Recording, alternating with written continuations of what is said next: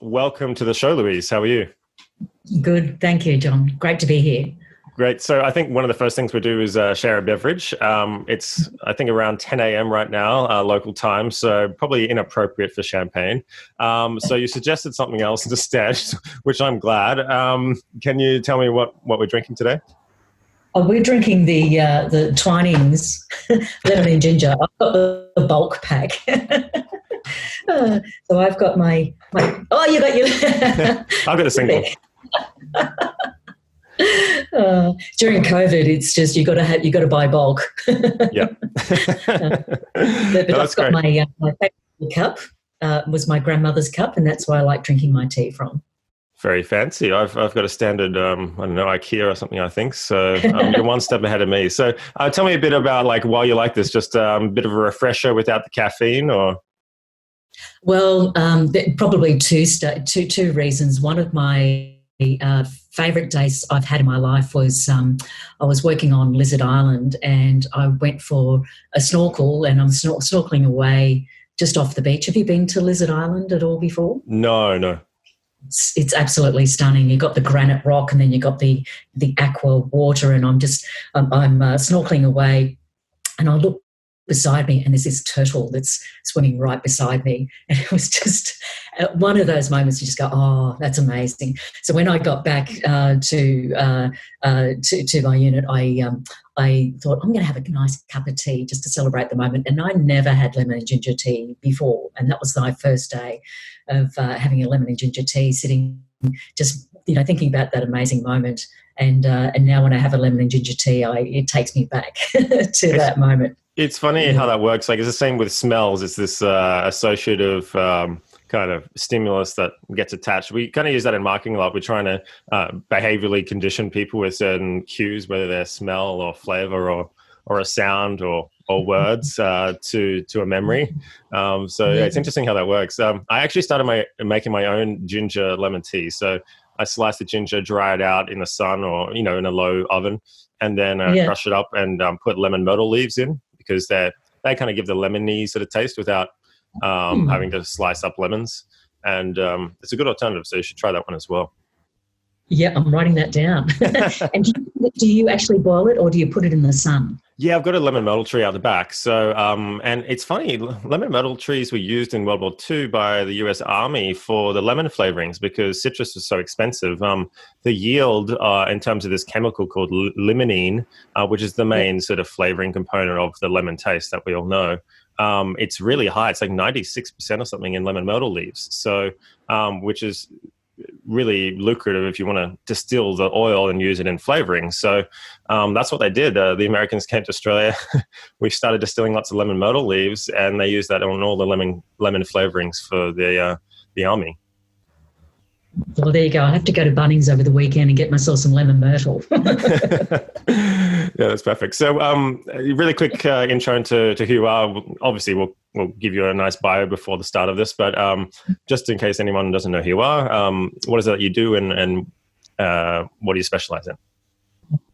Yeah, so I'm the founder of the Advisory Board Centre, which is the professional body for the advisory board profession, I guess. So I started the Advisory Board Centre 3.5 years ago as a professional body, based on years of research, validation of the market. But we're the only global professional body for advisory boards. It's a very exciting space to be in. Wow. Okay, that's great. And your bit of your backstory, like, have you always been doing this, or I mean, I know you somewhat personally, and I know you've been in business a long time, but how did you get to this position? Yeah, it's a good question. I don't know. It just happened. I started my first business when I was 19. Worked in tourism and hotels, and then did my MBA on the future of human resources, and then developed my previous business, which was around outsourced HR to the small and medium-sized business sector. That was back in 2000, and then I developed a research institute in 2002, which ended up being a really good move for us because it was around understanding entrepreneurs and what it's like to work for an entrepreneur or a business owner. And then that business, we were really wanting to scale it. So I put together an advisory board for that business to support our strategy and to support me as well, to save me from myself, basically. And so we built that business to 135 offices in 8 countries in 5 years. And then when I sold that business, I just felt so eternally grateful for what that advisory board had done for me, both for the business as well as for me personally, that I thought, if they can do that for me, what can it do for other people? So everyone in the advisory board space, everyone was just doing their own thing, and it was like everyone's being free-range chickens, so there was actually no commonality. And a lot of people develop advisory boards and sit on them.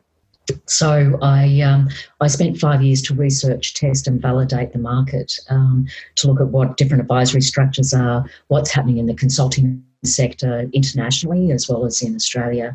And then from that, we realised that no one was really looking after or caretaking the advisory board sector, and that's when we decided to develop the Advisory Board Centre as a professional body, to build best practice frameworks, have quality people working within it, creating a collaborative environment, and that's kind of where it is today. And so we've got a thriving advisory board community across Australia, New Zealand, Hong Kong, Singapore, Shanghai, Tokyo, New York. So it's just going from strength to strength, just based on really high quality, sophisticated people who are really humble and really supportive of the business sector that need it the most. Well, that's great. So it's a bit of a ride. Yeah, I mean, that's great. What you said about saving you from yourself, I can definitely relate to that. Sometimes you are your own worst enemy in business, and you need that sort of external perspective to take you out of your little bubble, I suppose. And that's what attracted me to find out more about what you guys do. So I suppose let's just start with, like, what is an advisory board and maybe what isn't it? Right. So, an advisory board is like a professional way of working with external mentors collaboratively. So it's not like a one-on-one engagement where you engage one consultant and it's linear, it's one person. And it's also a collaborative environment where you have different people or mentors or advisors that come from different backgrounds, so they're not all the same. So when you have an advisory board, the most common structure, John, is that a business will have an independent certified chair that will establish an advisory board. Generally takes about 3 months to establish one. Really identify what are the key priorities for that business, and then bring in the advisors that are fit for purpose for that particular business. Those advisory board meetings are generally 4 to 6 times a year that they meet. And you measure economic impact on an annual basis. So you make sure the advisory board is really on track. But it's a great way to be able to really support the what's next for any business. It's very different to a governance. Yeah. So one thing I see a lot, maybe just in the tech space as well, is you see a lot of advisors saying they're advising the startup. But often they're just planted there by, like, the VC, or they've got a member sort of with some kind of equity stake, and they call themselves an advisor, but perhaps they aren't. I mean, what does advisory boards get confused with? So you've got a very structured process and provisions around how an advisory board should be run with the Advisory Board Centre. What do you see is maybe the opposite end of that? I think there's an important piece here, though. The advisory board sector, it's not regulated or legislated.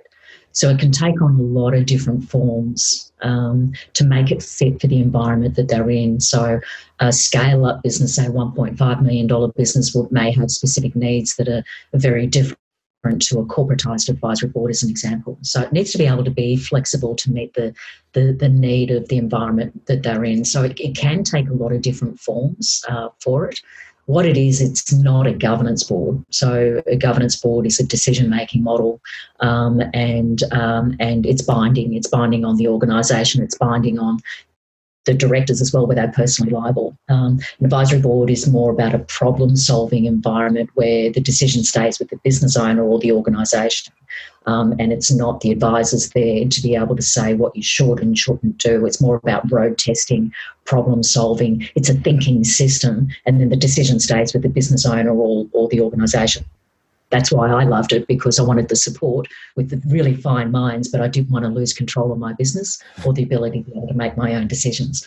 Where it gets into trouble, I think, John, is when people mix the role for multiple reasons, where an investor gets involved in an advisory board. That's where it becomes problematic and it becomes grey about what is it? Are they becoming shadow directors when they are an investor as well as sitting on the advisory board at the same time? So there's a lot of situation ethics that really need to be really carefully navigated. And that's why a chair really needs to know what they're doing when they're supporting a business, to make sure the structure is really the right structure for the needs of the business, and you're not creating ethical issues around what that advisory board structure is and what's there to do and what it's not there to do. Part of that challenge was for us is when we developed the world's first best practice framework that was released in February this year, which is really good timing with COVID actually, is that in best practice, people mainly think about best practice standards, which is around process. But the process can really change in an advisory board because of the inherent flexibility is its strength. So when we built the best practice framework, it needed to be principles-led, which is around ethics frameworks rather than process-led, because the process can change. It means as a sector it would break because people want to do a lot of different things with it because they can and they should. So the main thing is around understanding where the boundaries are, having ethical frameworks and making sure people don't create shadow directorship issues around their advisory board structure. That's where it gets into trouble. Okay. I mean, this is an interesting area. I mean, we could talk about this for forever. There's some recent examples with certain business people in the state of Queensland, which is allegedly, had shadow directors acting. I won't mention who, but I have heard about that, perhaps with that example in mind. And I suppose I've heard some stories as well from the consulting industry where perhaps some conflicts of interest go on between the contract. And that brings me to ask about, what are the other types of external advice that businesses and directors may seek? So talking about sort of product substitutes to what you've created with the Advisory Board Centre, what do you see a lot of other people doing to seek advice for their business? Yeah, there are so many different types of advice, and it goes from the spectrum of, informal to formalized. One is not more important than the other, though. I think what's important is what is the right advisory structure for the situation. An advisory board is not the answer to everything, and it doesn't replace other forms. And I think that's really important to know, because sometimes at the informal level, where you've got family and friends who have been giving you advice since the day you were born, through to peers in business and peer networks, which are really the socialisation of entrepreneurs and business owners is so important. Through to business networks, which is another way of people getting advice where it's really opportunistic and get support collaboratively from other business owners. That I think that's really important. Then you get informal advisory boards. That's where in the past majority of advisory boards have been, where a business owner will get together a group of people they might know, they might include their current professional service providers. They'll sit around the table, they don't get paid, but they'll just generally talk about business. They kind of fizzle out. But if you have no budget and you're trying to do something, I think good on you for giving it a go, but they're not as impactful long-term or strategic. Then you get the one-on-one engagement where you get the consultant, the professional services provider, a consultant or a mentor or a coach, and that's that one-on-one engagement. That kind of advice is really very project-led or very specialised-led. Where it gets challenged is where business owners look for one person to have the answer for everything. And because an individual gets asked to fill a particular space, that from the goodness of their heart, they'll try and fill it. That may not necessarily be the right person to be providing that advice. So that's where it becomes grey around that individual engagement. The next level of advice that becomes more formalised is a formalised advisory board, where you've got understand really what your strategic priorities are, and then you build your advisory board structure specifically for that need. generally an advisory board group will work together for about 3 years, and then you change them over based on what the changing needs of the business are. Then the most common structure for an advisory board is 5 people, 2 people internally, 2 external advisors and a chair. Then the most formal structure is a governance board, where it's the serious undertaking of generally around 7 people. They meet 10 to 12 times a year, and it really is. That's where it's a hot spot at the moment with regards to personal liability, business liability, the decisions that are being made. And you may have seen in the financial review just last week about how they're also being hit with regards to directors and officers insurance. So it's very expensive. So that governance boards, I think, have been so challenged at this time that I'm really looking forward to the advisory board sort of sector supporting governance boards more with the big job that they've got at hand.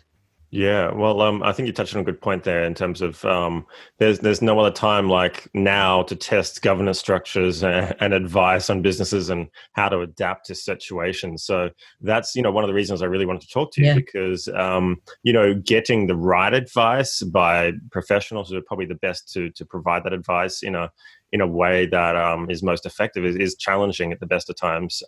So I was really interested to hear what you're doing there in terms of having a formalized structure and processes in place to help mitigate some of that risk, I suppose.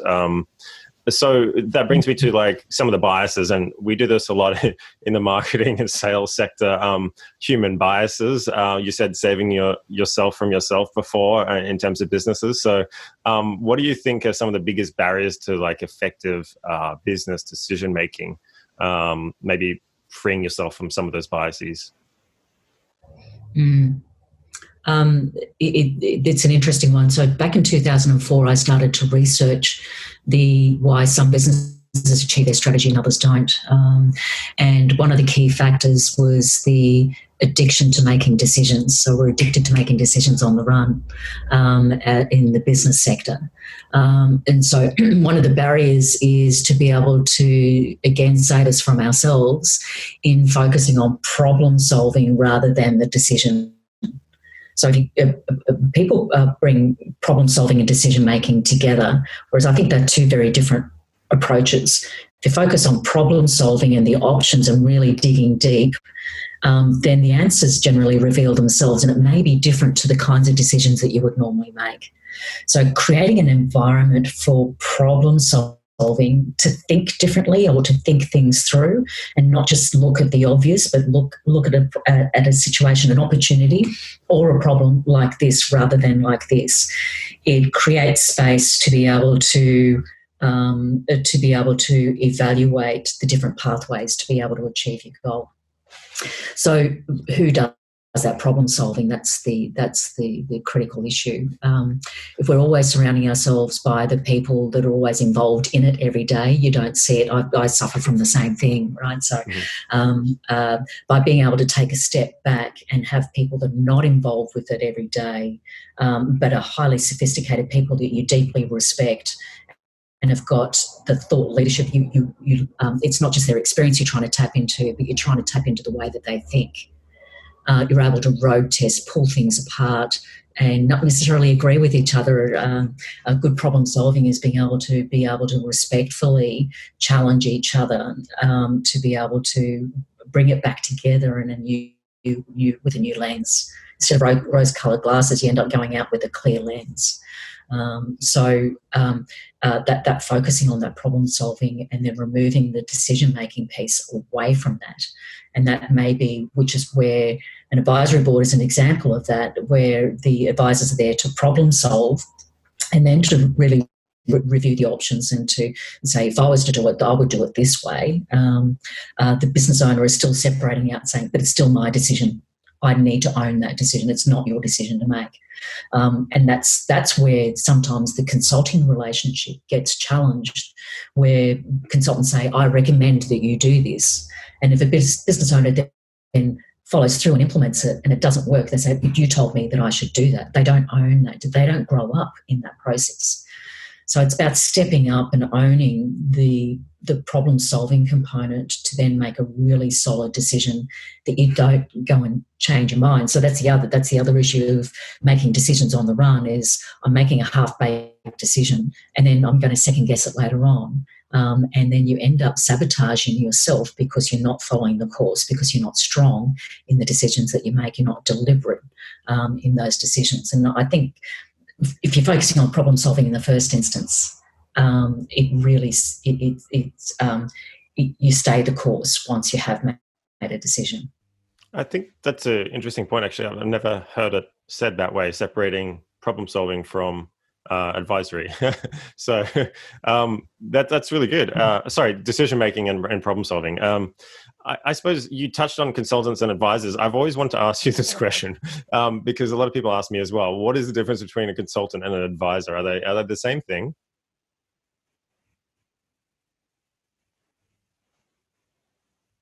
No, really, really very different things. We've actually just released a e-learning program around building a portfolio career, because we're getting a lot of people now building portfolio careers, which is great. They don't necessarily understand the difference about being an advisor or a consultant or a contractor or a director, and they are really very different things. The consultant is really someone who their value is what they know, and also maybe what project that they're being involved with. So a lot of consulting roles are 3 to 6 month type of roles, and they provide recommendations, right? So they're saying that what I know is the most important thing, and I recommend this to you. And it may be then you get a contractor that may come in and do the piece of work. So a consultant is different to then a contractor. Contractors are there to fulfill a particular function.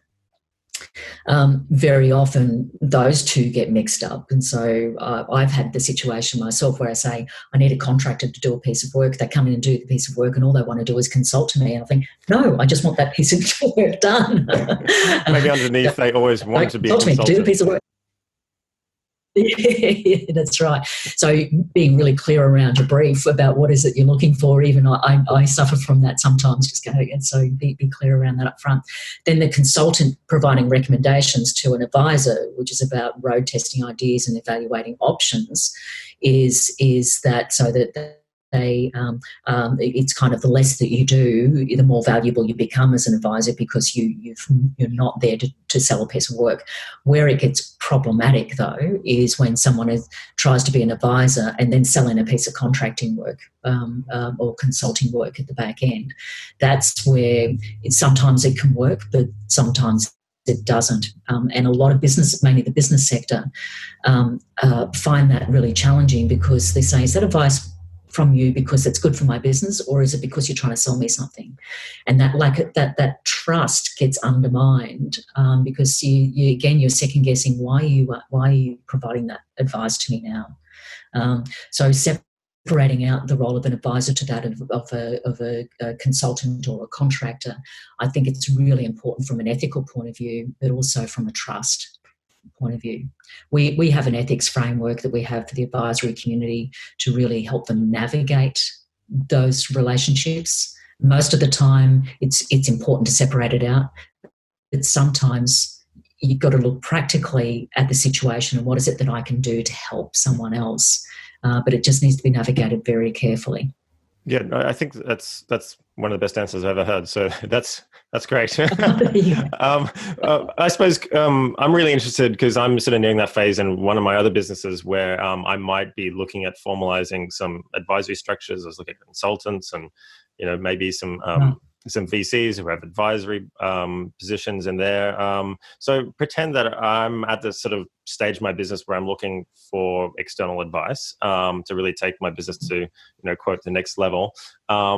If I was just starting out in this process, what should I be knowing beforehand before I go into this so I don't make mistakes in that decision-making process?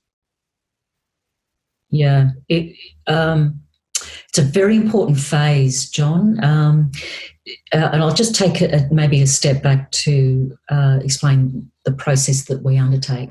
In the market, before the Advisory Board Centre existed as an independent professional body, when someone looks at, saying, an advisory structure or an advisory board structure, they go immediately to a player.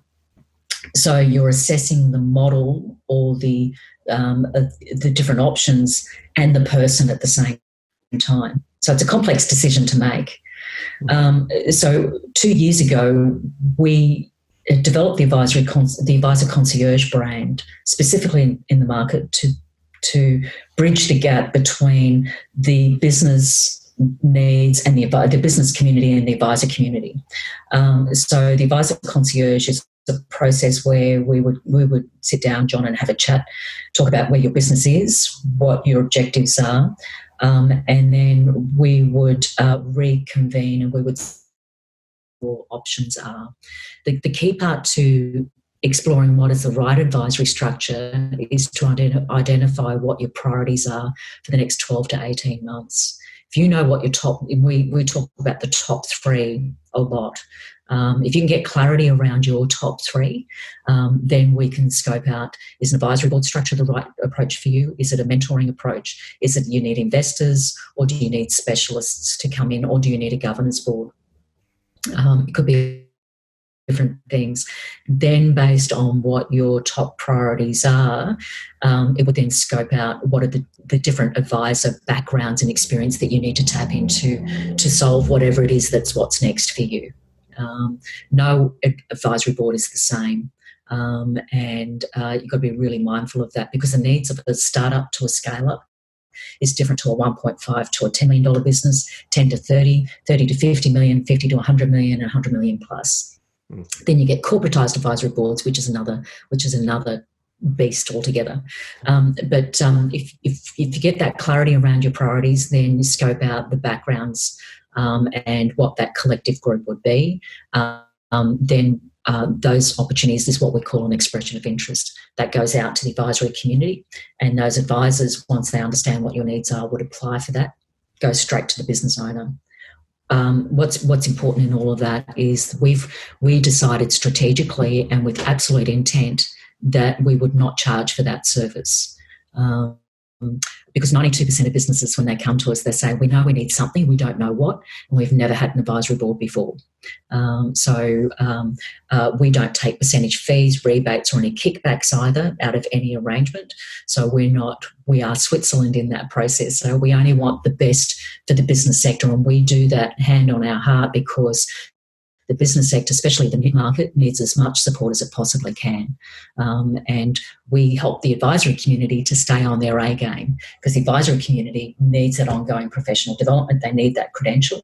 They need to be focusing not only what they know today about their market insight, but they also need the foresight for what's next and stay one step ahead to really add value in the advisory board setting. So that's where our key focus and our revenue model comes from, is supporting the advisory community. The business sector is a service where we can really truly independently evaluate and support them where we don't have any skin in the game, and to make sure that the best interests of the business owners at heart. Yeah, I think you touched on a good point there, because I came to a couple of your events and mingled with the advisors that were in the crowd, and I was very impressed by the quality and the depth of their knowledge.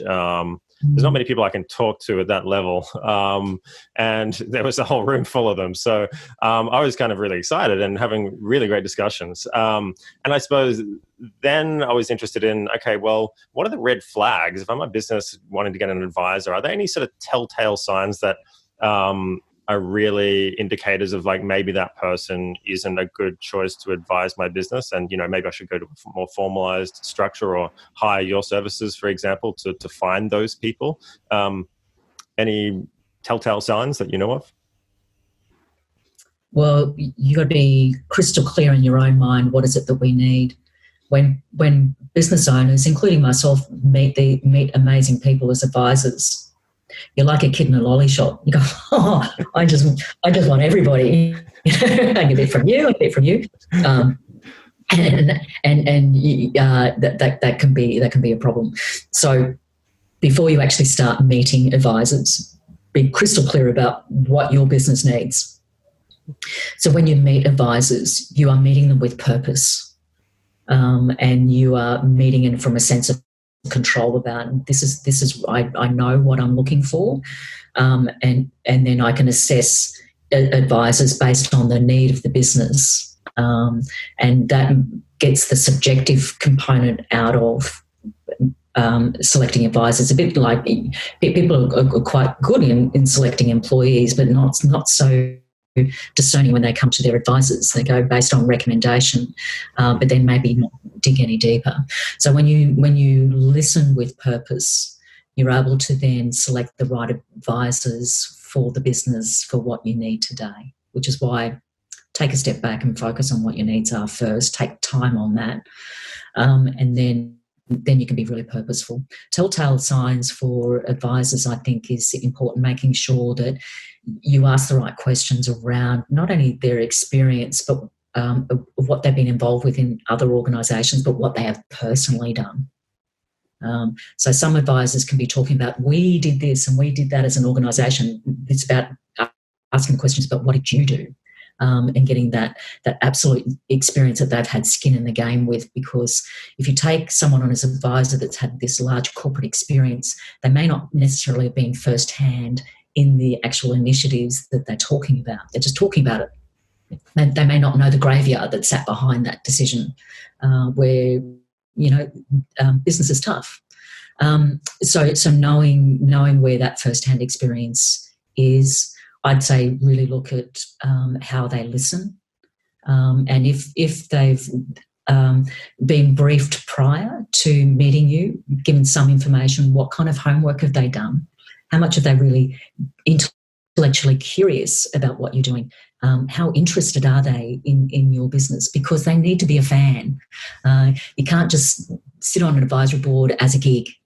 They've got to be really engaged with the business and be a champion for that business at the same time.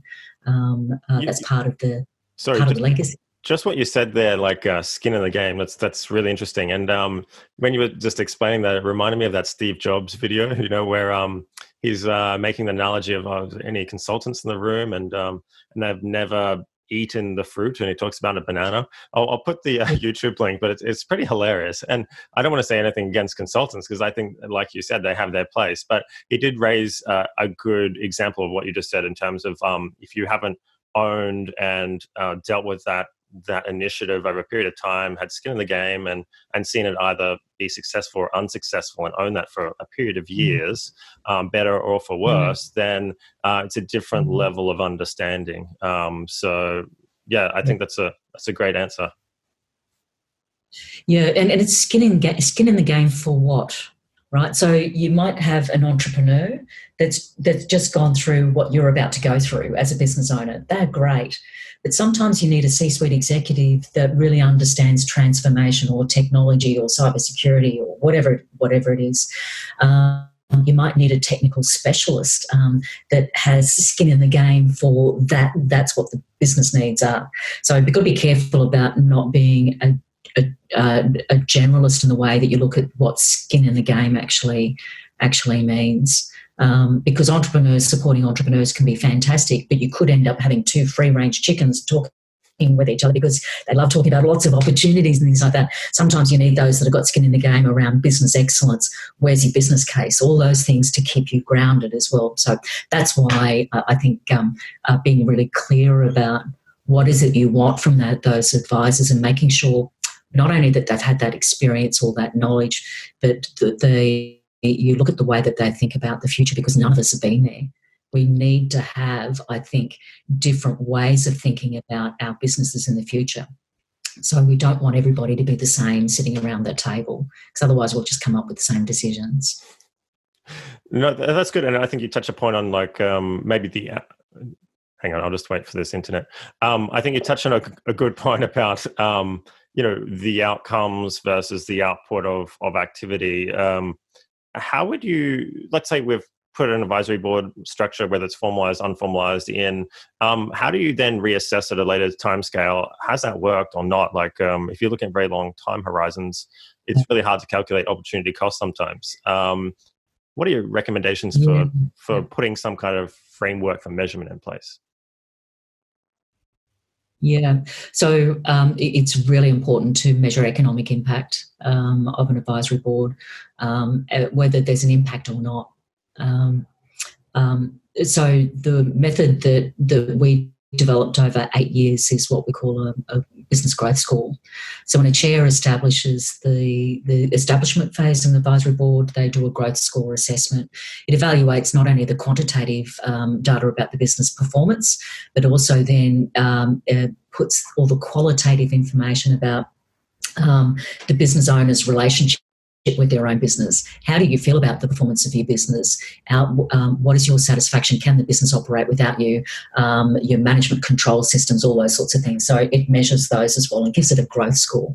And then if you do that on a 6 monthly or an annual basis, you can then measure the impact of that advisory board. But then you can also measure what's next. So if our priorities have changed and are different to what they were 12 months ago, you can actually see that.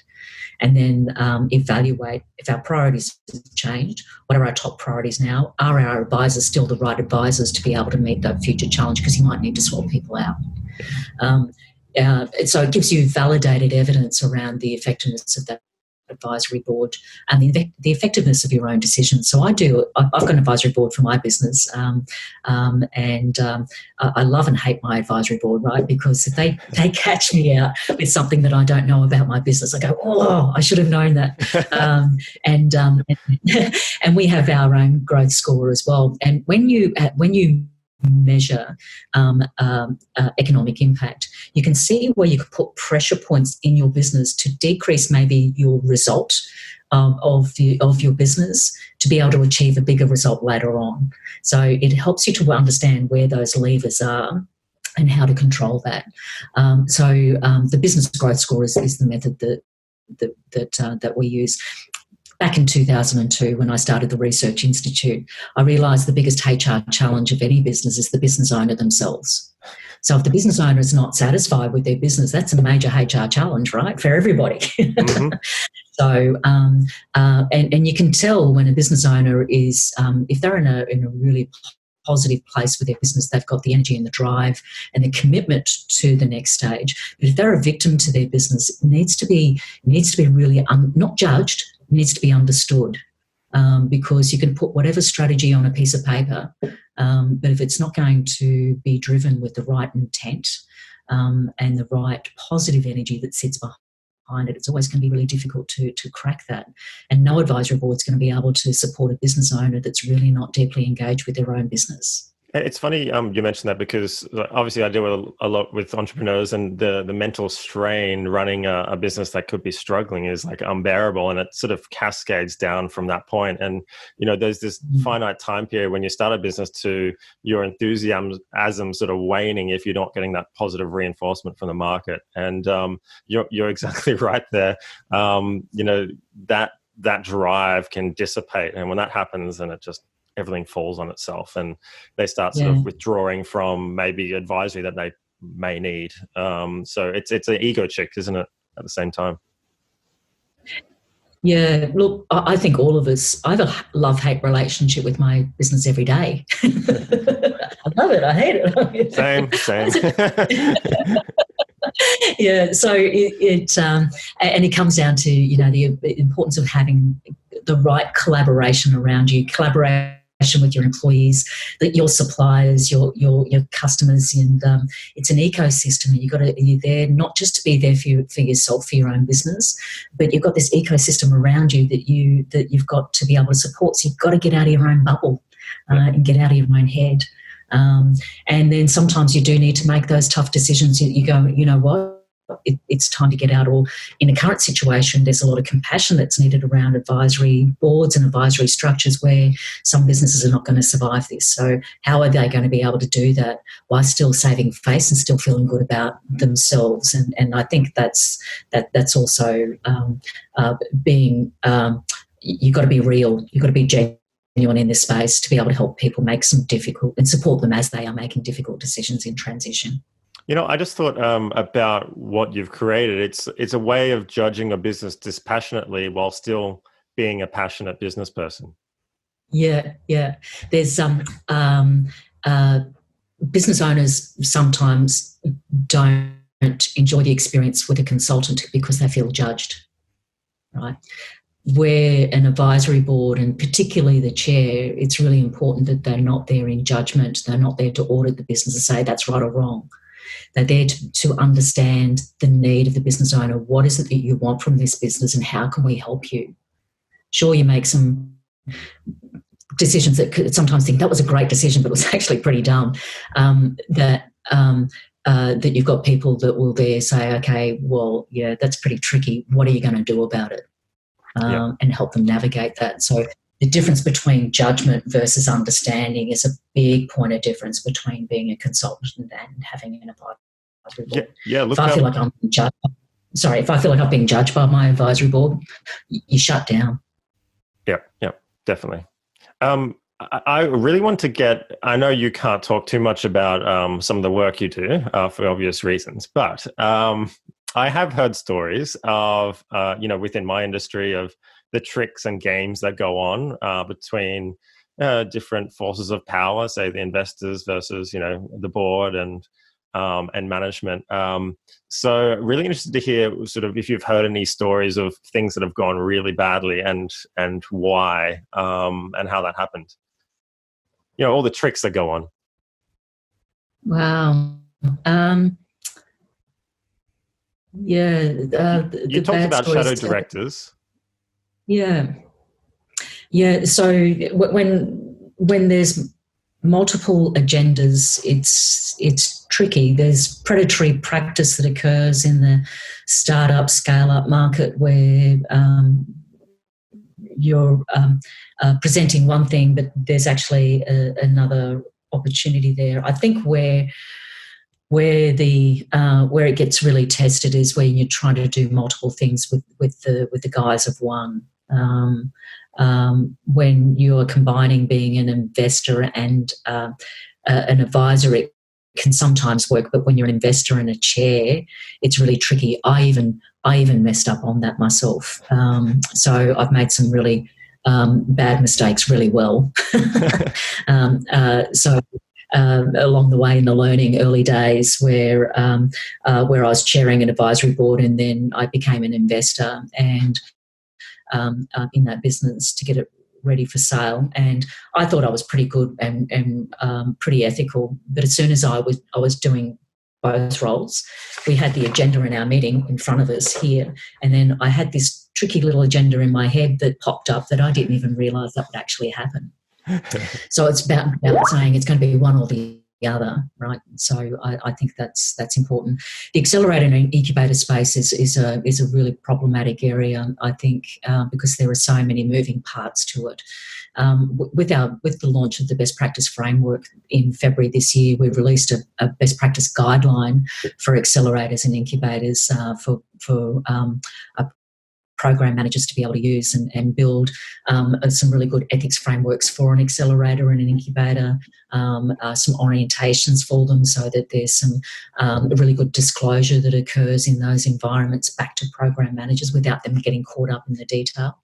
And I think this is a good time in the market for accelerators and incubators to really rethink the way that they are engaging their advisors and mentors in their programs, and to put some really simple frameworks but effective frameworks around that to protect both the enterprises and the advisors as well as the hubs themselves. That's where I see it's most problematic. That's great. Because I hear a lot about the what I call the VC games that goes on, especially in the US, and I hear from some of the people that have been trampled by it, and it's pretty tragic. So I think the service you're offering is maybe a good way to perhaps limit those downsides if you're a founder. So and it's really good. You mentioned some of your own mistakes, so it takes a lot of courage. So that's great. I try to always encourage that as well. So get rid of my ego and leave that at the door, and I think your business does better for it. So which brings me to another question. So you go ahead. No, so just on that mistake takes it. Before we built the professional body, we had 5 years of researching and testing and validating the market, because this is a new sector, right? And so you don't know where those boundaries are until you actually go out there and test them. And so you can't build a sector without actually understanding where those boundaries are.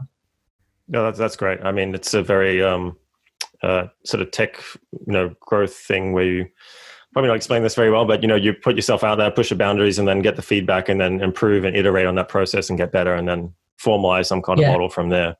Exactly. Yeah, that's great. So there's a bit of a Peter Thiel question, but what's something about your discipline or your specialty that most people believe in currently, but which you know to be incorrect?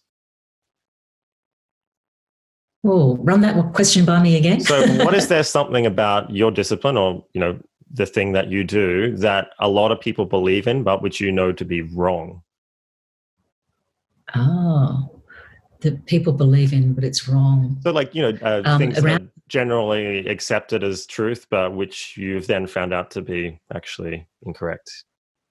Yeah. It's a hard question. You don't have to answer it, but it is. Well, advisory boards is it's not about the telling and purging my brilliance on somebody else. That's not sitting on an advisory board is not about that. Some people like to think that I'm going to be on an advisory board because I can tell you what you need to do. Being on an advisory board is actually a very humbling experience, because it's not about you, it's about somebody else. It's about really thinking about what their world is, and not projecting your own personal bias onto somebody else. You've got to keep yourself in check as an advisor, and also keep yourself in check about what comes out of your mouth. Sometimes you just need to zip it, and the areas of making sure that whatever comes out of my mouth, it's been my direct experience. And it's been my direct experience in the last 5 years. And I think the currency of being current is really important, because in a time of accelerated change, you've got to think about, I used to own a HR company, right? I'd be the last person you want to talk about HR right now, because I don't know, I'm not an expert in that area today, because I haven't done it for a really long time. So when people come and ask me a HR question, you go, you really shouldn't be asking me that. Back and disclosing what I would do as a fellow business owner, but not as a professional. And I think you've got to be careful. Just because you've been asked the question doesn't necessarily mean that you should be providing the answer and being able to pull back.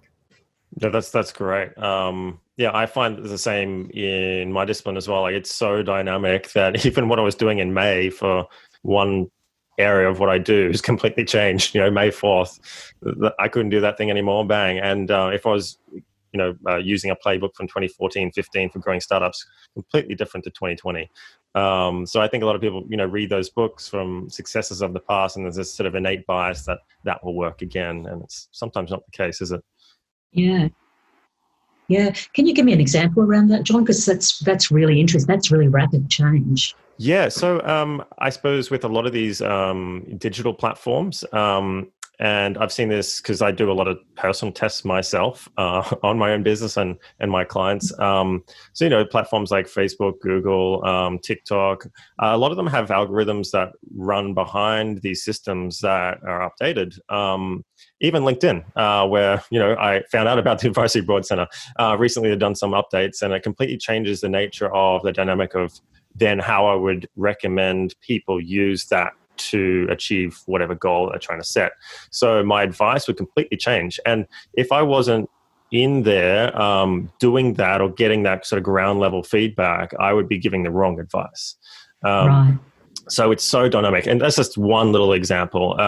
In terms of startups, there's the YC, or Y Combinator series that was very famous in 2014-15, using a particular playbook to grow tech startups that some of those recommendations and the mix you would use in that growth process would be very different now, because the yield has changed so much from being quite a lucrative thing to do to maybe being hyper competitive and low yielding. So that's just one example. but it's rapid. That is rapid change, and it's a good demonstration of you've got to keep current, don't you? If you're providing advice to others, you've got to be on your A game. I mean, that's on a tactical level, though. I mean, I think the strategic process and advice that I would give would be very similar, but at a tactical level, completely different. Yeah. So you think about, a business that's entering international markets. We say and businesses that are already in international markets now, but they can't get to their operations because they can't travel, right? Mm-hmm. So having if a business hasn't had direct experience from their board or their executive in that market, we say you should have an advisory board in that particular market to protect your asset. That's the kind of that kind of currency. I think it's really, really relevant. No, that's great. So what, we've talked about some of the things you should avoid, right? What about some of the funny things or uplifting things or success stories that you've experienced in your career and doing this advisory boards? Success things. There's a few different levels, I guess. There's the individual advisory boards themselves, and now the advisory community.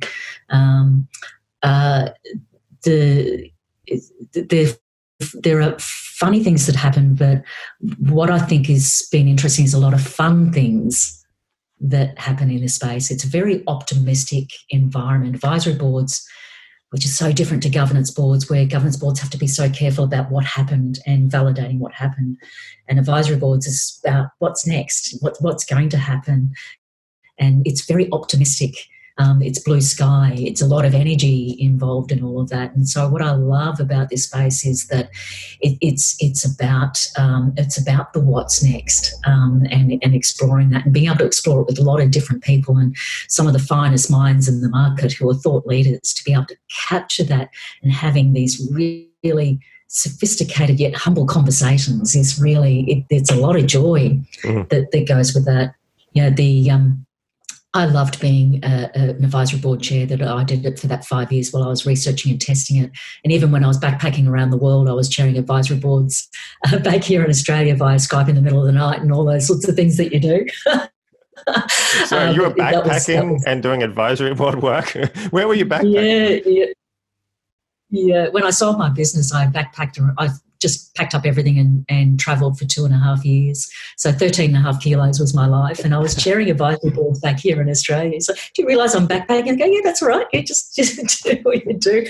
And when I was travelling, I'm not a great tourist. So while I was travelling, I did a research project on 430 consulting firms in 17 countries to really understand what's going on in the consulting market while I was chairing and testing advisory boards as well, to see where is that mix and where do they work together and where they don't. I think I've got a new book title for you.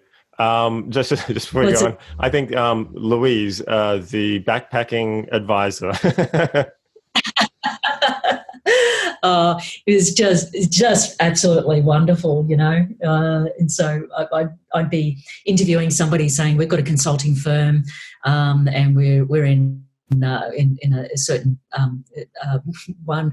I was in Spain, and I got a firm from South Africa calling me saying, "Oh, we're really interested in being involved in your research and what you're doing." And I said, "You free next week?" And so, and I flew to South Africa, and I ended up spending 3 months there, which was fantastic. So it was.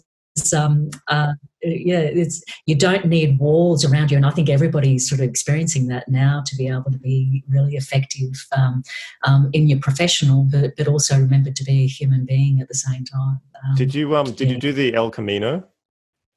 No, I would like to do that. I had a motorbike accident a few years ago, so I can't carry a backpack like I used to.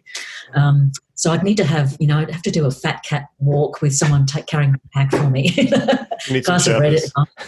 That's it. It sounds pretty good. That's still on my list. This is great. So I suppose that's the end of the sort of formal questions. I've got a couple of standard things that I ask every guest. I'm, in lockdown. I went to a bookstore, which I haven't done in 10 years or more, and bought a physical book at a store or arranged it, and I've been reading them. So anything that you're reading now or have read in the past that you'd strongly recommend the listeners today to read? Yeah. With the lockdown thing that happened in March, I gave my team a voucher for office work so they can set themselves up at home. And I thought I bought myself the Dummies book to Excel so I could finally learn how to do pivot tables. So we're now at the other end of it, and I haven't read it. So that's on my to-do list. So I still can't do pivot tables. So someone can give me a quick test on that. That'd be awesome. But there are two books that I just so happen to have them here, and probably two ends of the spectrum. We've been rethinking our 2025 strategy, and one of the books that really were a lot of aha moments for me was Think Like Amazon. John Rossman, it is. Pretty cool book. So I got a lot out of it. I've destroyed the book. Everything's underlined and earmarked. And that's a sign of a good book. It is, yeah. I love a book that's got a broken spine because you know it's been loved. Mm-hmm. So that's the one book. And the other book that a very good friend of mine, Sandy Deans, gave me is the Dr. Seuss book, the Places You Could Go. Is this like a business analogy I don't know about, or? No. Apparently, it's the number one gift for people when they graduate from university. So it's a very good book. So I thought there was this hidden metaphor, like the book Our Iceberg Is Melting with the penguins, and it's like a massive metaphor on business solving and teamwork and management. Yeah, I'm going to write that one down. I think it's called Our Iceberg Is Melting. You just Google that. I'll put the links in the comments. But really interesting book. And basically, there's these penguins on this iceberg, and one of the penguins goes, "Oh, I think we've got a melting issue in the core of our iceberg, but because no one can see it, and it's just a hypothesis." Then everyone doesn't believe him, and then it's the story. Basically, I don't want to ruin the ending, but it moves from one place, and then how he next change gets other people into the idea, and then testing hypothesis, and then getting buy-in from different parties to then change the thought process of this herd of penguins that are stuck in this iceberg, and whether they should stay on the iceberg or go to a new iceberg. Can I ask, did the penguins form an advisory board? I don't want to ruin the ending, but sort of, you would say. Pretty much. There was a formal structure of 3 or 4 or 5 penguins, I think, all with different disciplines, all with different knowledges, and they're all working together to solve this problem. And so it's actually a fascinating book to read. It's a bit, I think it was popular in the 80s or 90s, and my sister put me onto it, actually, and it was just a fascinating read. So, yeah, I think to wrap a boring topic into a novel and a narrative is a skill, and I think they did it really well. Yeah, fantastic. That's great. I'm going to read that. Yeah, definitely. Yeah, and it's very tattered and lots of stuff underlined as well for me. A lot of practical takeaways if you're a manager, for example. Favorite websites that are your go-tos? Anything that you're always visiting? Advisoryboardcentre.com.au. That's the next question. That's the plug.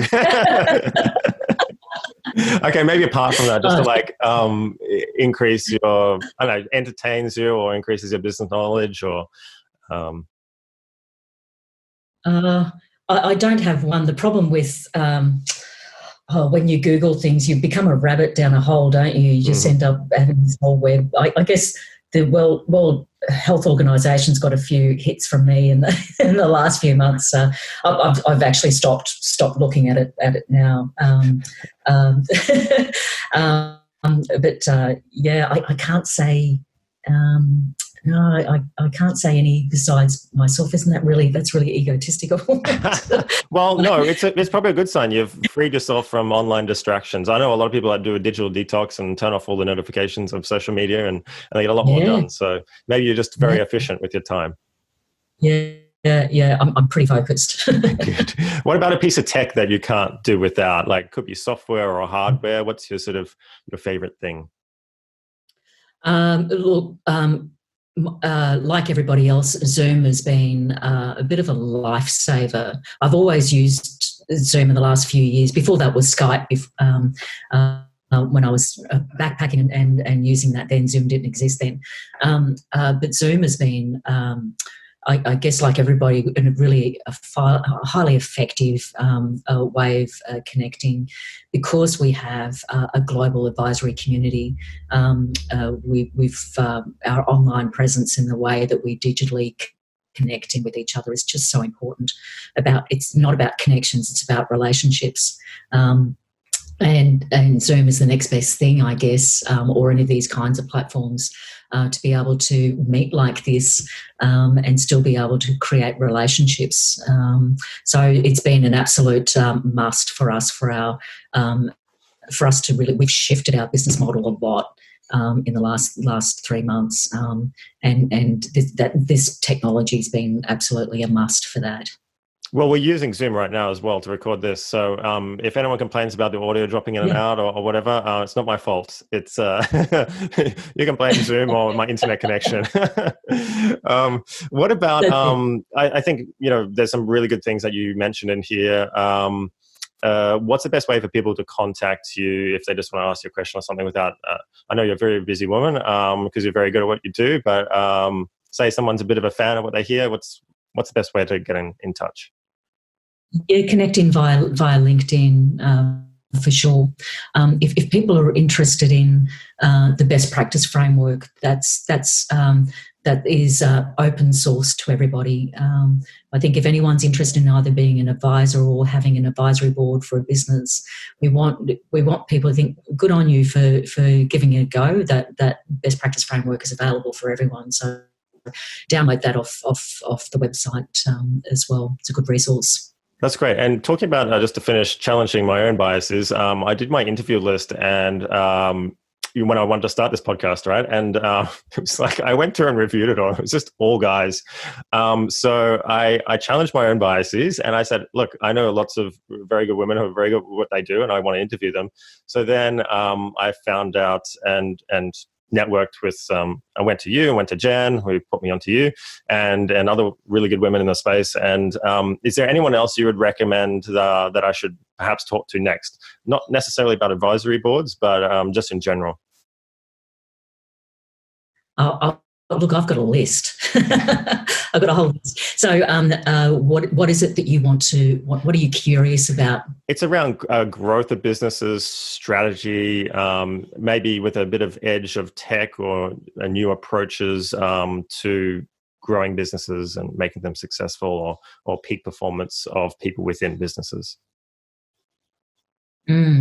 Yeah, look, there's a whole list of both businesses as well as advisors, and advisors who are business owners as well, that everyone's got their own story, haven't they?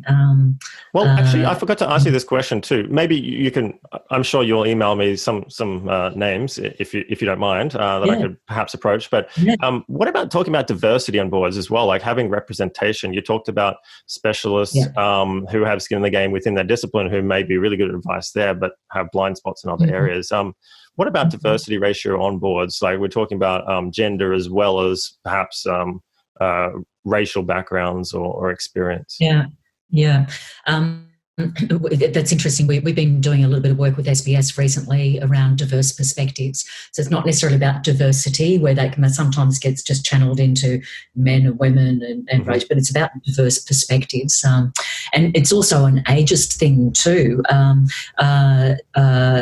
You get a lot of younger people that are fantastic advisors that are sharp and really current on certain things, and you get older advisors too that add a lot of value as well, and both ends of those spectrums also potentially get dismissed. Like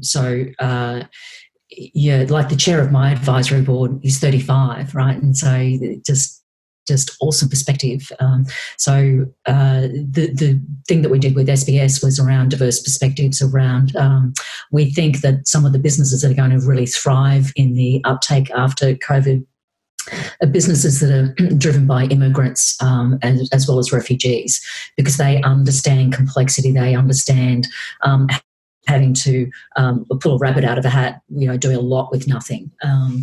So I think, those businesses, we're going to learn a lot from the businesses that are immigrants and refugees, as well as advisors that have come from that background as well.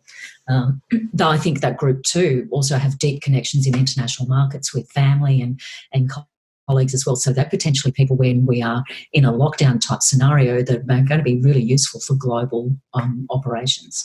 So I'd say that kind of, if you really looking at really perspectives from immigration and refugee environments, I think that would be a really worthwhile story to tell. Well, that's great. I think that's a great note to finish on. So, thanks very much. I think it was a really good conversation. Lots in there that I'm going to ponder, and I'm going to read the books you mentioned, and perhaps you'll be reading about icebergs pretty soon. And yeah, I just want to thank you for your time, because I know you're very busy, and really big fan of what you're doing over there at the Advisory Board Centre. So thanks again, and I'll let you enjoy the rest of your morning. Yeah, likewise. See you soon.